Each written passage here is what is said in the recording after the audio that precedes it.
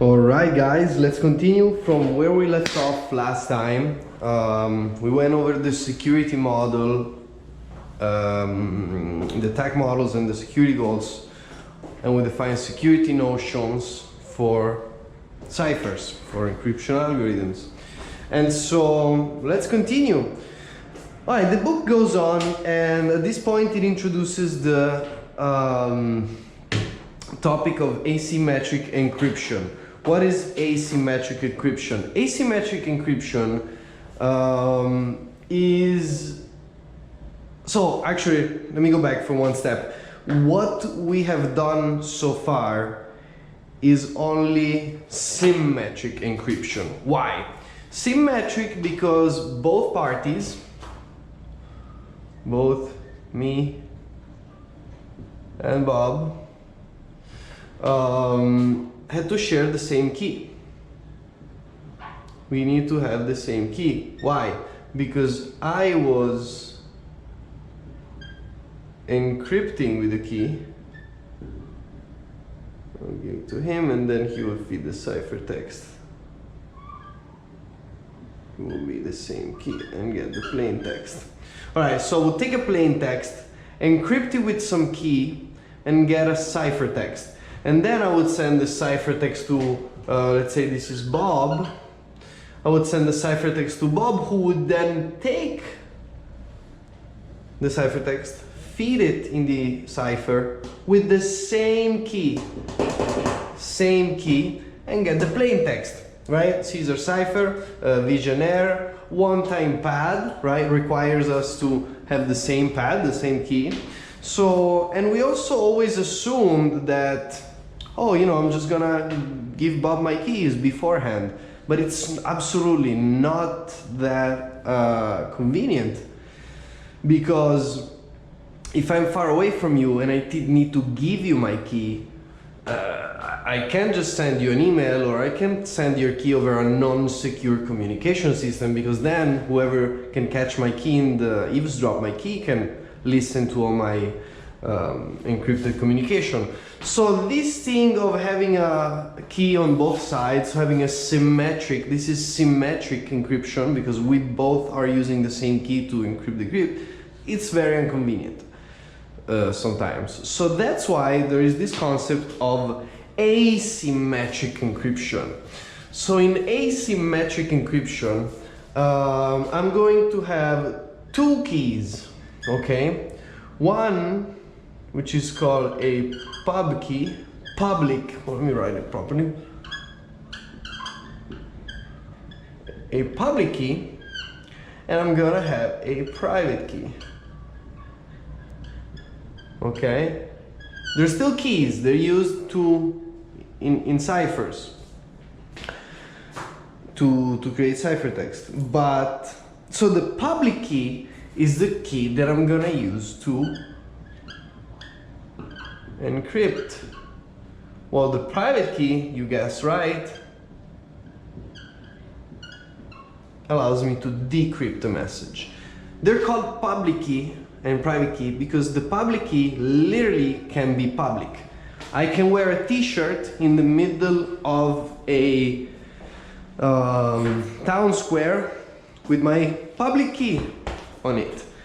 And I can be, hey, this is my public key, this is my public key, this is my public key, right? What the hell is going on down there? Oh wow, look at that. And so the public key is public, anybody can see it, but the private key is private, because if not, everybody will be able to decrypt the messages. And now you can say, but how do they arrive? How do they get created? So this is what public key cryptography explains. And public key cryptography basically deals with the creation, first of all, of the private key. So first you create the private key, obviously again by choosing randomness, etc., etc. And then you use a very complex mathematical function, elliptic curve multiplication, I think is one, but it's a bit advanced. I'm not there yet. the private key, let's say with a complex mathematical operation,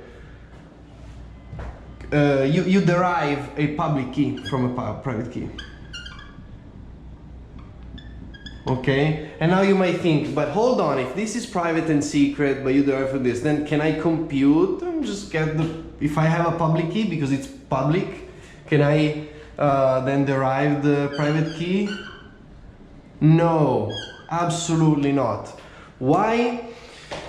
If you want to know exactly the reason why you cannot get a private key from a public key, then you gotta dig a little bit more into theoretical mathematics, because this operation is very easy to go from this side, but it's almost impossible to derive this value from there because it requires a lot more computation that it's not necessary. A little bit like, do you remember in chemistry when you had, I don't know the good example, but CO plus O2, which gives a CO2 plus whatever, and plus, I don't know, it's not a chemistry class. But you remember that sometimes in chemical reaction, you know, this way was way possible, but you cannot reverse it. Because again, it takes a lot more energy than it's possible. And so it's kind of the same. I like to see it in the same kind of thing. It's very computationally resource intensive and impossible to go from a private key to a private key. That's why we can have this kind of asymmetric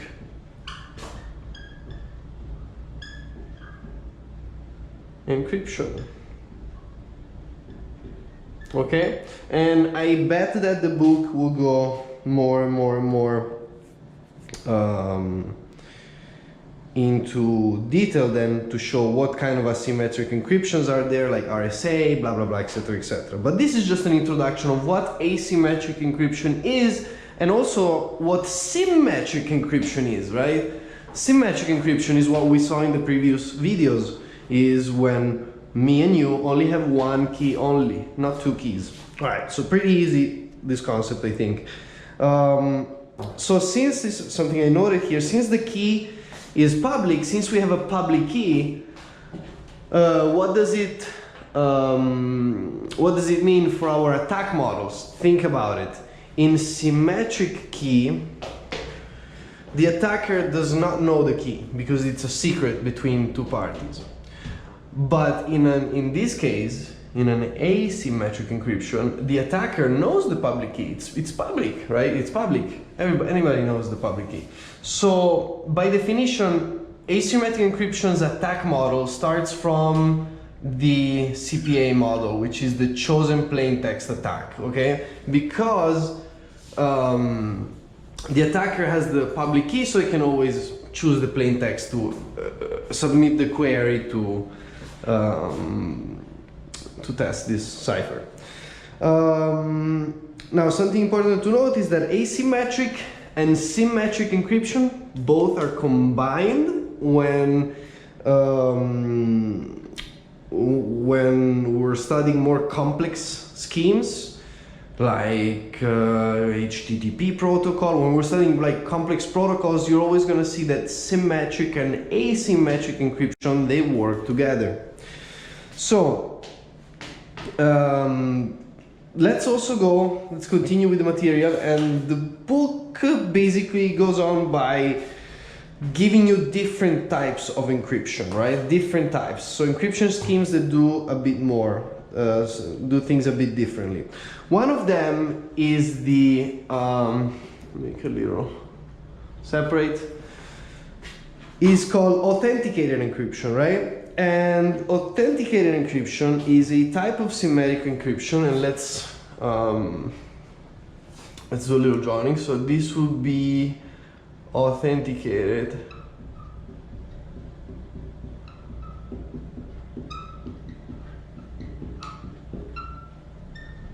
encryption. Come on, guys, don't make me write it all. You know. And it's gonna work like this. All right. So we have this cipher, which is AE. We have the authenticated encryption. Obviously, we're gonna feed a plain text. Okay. We're gonna feed a key. And what are we gonna get out? Obviously a ciphertext, but we're also gonna get out what's called a tag. And this tag is valid only for this particular pair of plaintext and ciphertext, right? Let's put it down more in a mathematical notation. So we can say that authenticated encryption on a plaintext and a key give us, oopsie, come on guys, give us a ciphertext, right? Nothing crazy about it, and a tag. Okay, that's the new thing about this authenticated encryption thing. Okay, now this tag again is only valid for these two pairs and is important because it checks the integrity of the ciphertext, right? What does it mean? It means that when we're doing the decryption, right? When we're doing decryption of the ciphertext, we need to provide obviously the key, but we also need to provide that tag, okay? And we'll get the plaintext back. Again, we'll take the plaintext, we'll get the plaintext back only if the tag is valid. Otherwise, we'll get an error. And so this is very important when authenticating, when using this as an authentication mechanism, because then, first of all, if the key is only shared between me and a person, the tag also checks that the ciphertext is the same that I requested. And so it's very, very powerful to, again, to, how can I say, to check the integrity and make sure that it's the same ciphertext that I got before is the same. Cool. Now, what's a way to... Okay, actually no, there's another type from this called... What was this? AEAD, authenticated encryption with associated data. Okay, so we'll call, if this is AE, we also have with associated data. AE, so authenticated encryption with associated data. What does it mean, guys? Same thing, but instead of just giving a, so yeah, let me just write the formula directly here. Instead of giving a plain text in the key, and that's it, we're also gonna give it some data, other data that we don't want to encrypt. And what are we gonna get? We're gonna get the ciphertext, the tag, and the data, I think. Or the, did I do right? No, only ciphertext and text and tag. My bad. So, why is this very cool?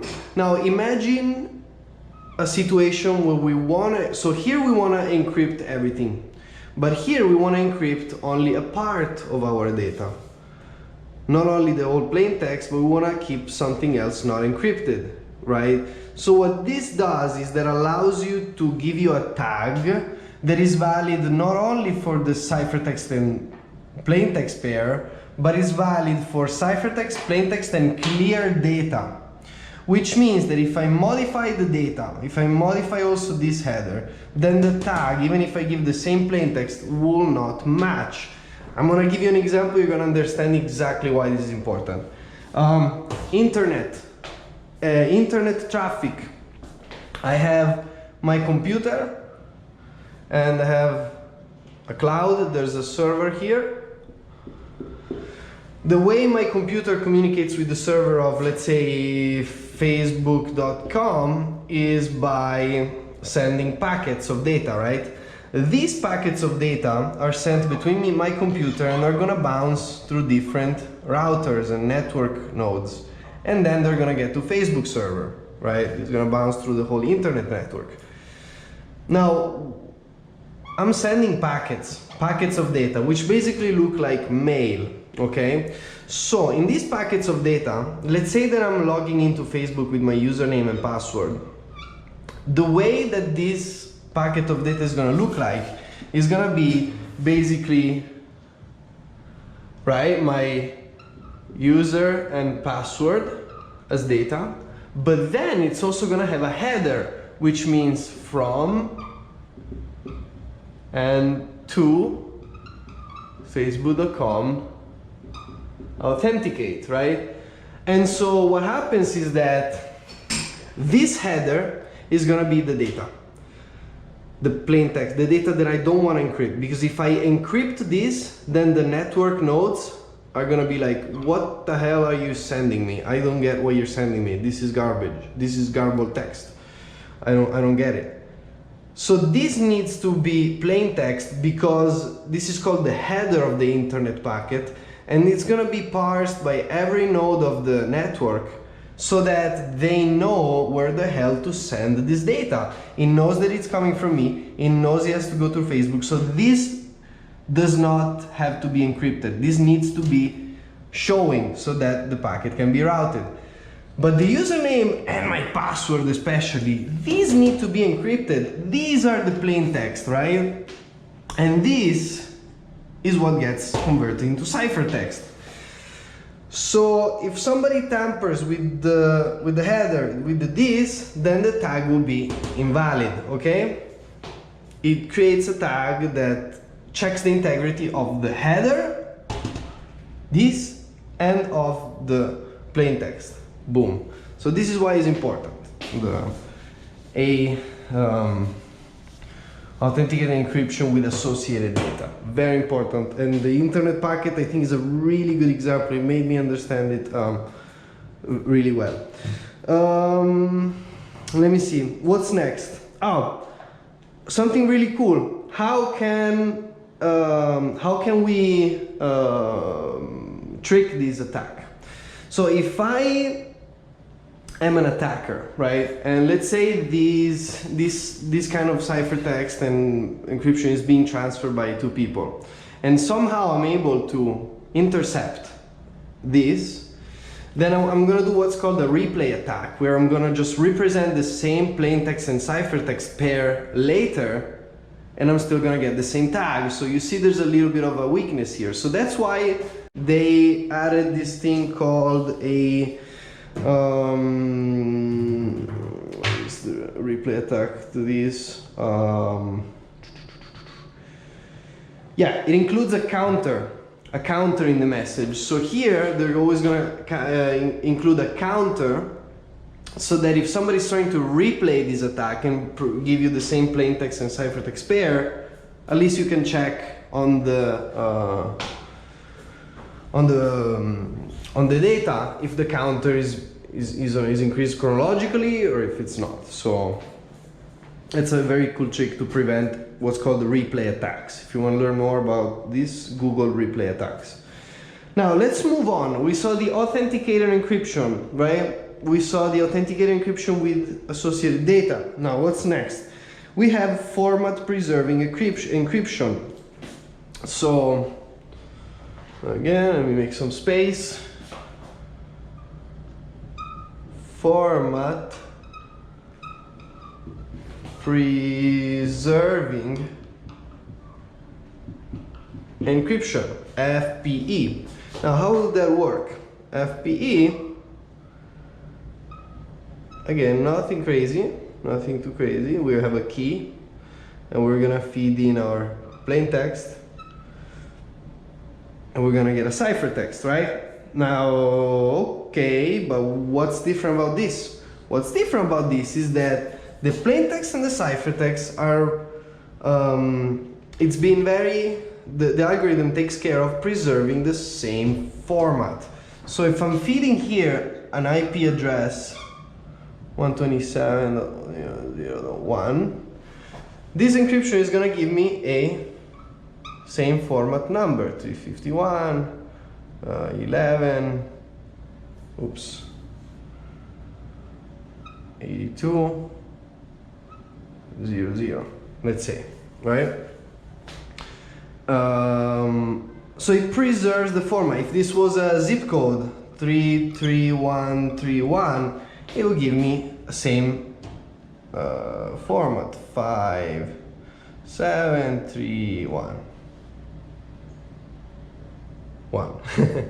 So it preserves the format of the plain text. Okay, you just shuffle around. Yeah. So that's about it for the format preserving encryption. Let's move on to fully homomorphic encryption. Fully homomorphic encryption is pretty cool, guys, because basically it's a way to enhance privacy of encrypted data. Let's see. So it basically allows us to, let's say we have a ciphertext, right? Yeah, which is given by encrypting key plain text, right? Homomorphic encryption allows us to get a new ciphertext that we call C, let's call it C prime, such as the new ciphertext is going to be, let's make sure I read it correctly. Okay, and FP. Let me explain what FP is. So given a cipher, which is computed by an encryption algorithm that takes in a key and a plain text, with homomorphic encryption, I have space.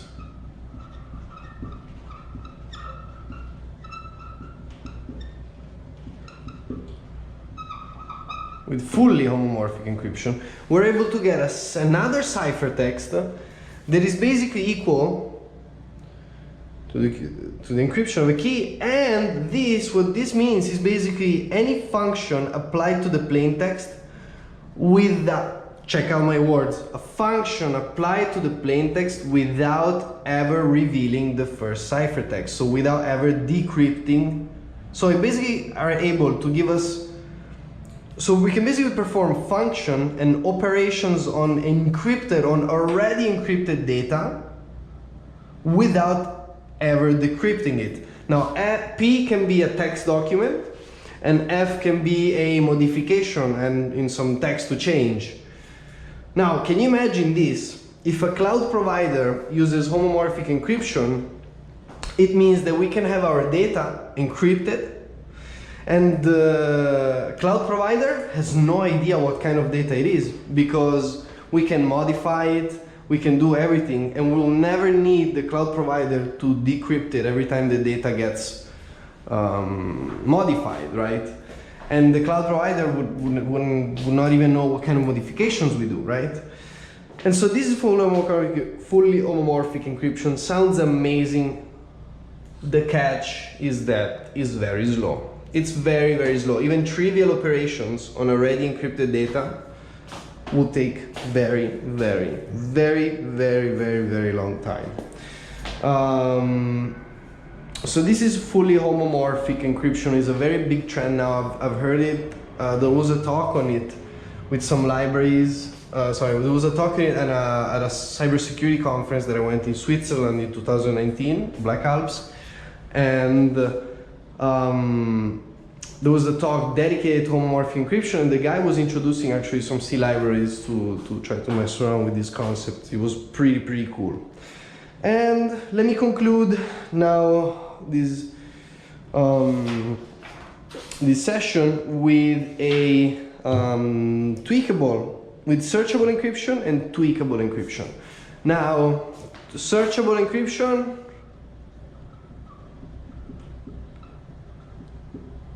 it took me more time to write it and to explain it, because it basically means that you have encrypted data and you can search through it, and even the search query is encrypted.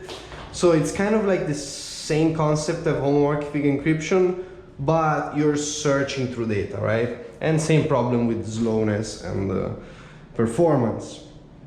Now, the last one is going to be the tweakable encryption, okay? Tweakable encryption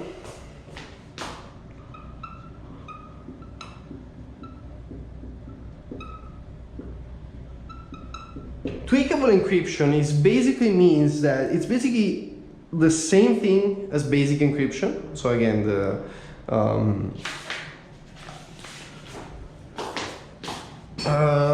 same thing with the key being fed, the plain text being fed, and the cipher text getting out. But we're also going to introduce, we're going to put a tweak, what's called a tweak. And the tweak is basically, how's it call it here? A tweak aims to simulate a different version of a cipher. The tweak may be a unique per customer value. Okay, this gives an example of a, of a customer value. So you give a tweak value per customer. So if you have a database of customer, each customer is going to have his own tweak value. So you know that the encryption and the data is kind of only exclusive for that customer. But the better example of tweakable encryption is disk encryption. So we have a hard drive with tons of data, and data is divided by sectors. Okay, data is divided by sectors in my hard drive. And so what tweakable encryption does is that depending on the data sector, it changes the tweak. So while encrypting this is going to have a tweak value, then when it's going to encrypt this value is going to get another tweak value, etc. This with the goal of randomizing to make it not randomized, to make it unpredictable, to give, introduce some chaos. And that's it. So we've seen, we've seen that basically what we've covered, we've zoomed out a little bit. And we've seen that what we covered so far was basically symmetric encryption. And then today, sorry, not so far, but before today, we covered only symmetric encryption. Today, we introduced the concept of asymmetric encryption. Very important. This is important to understand the cryptocurrency wallet. Our wallet in cryptocurrency is basically a private key.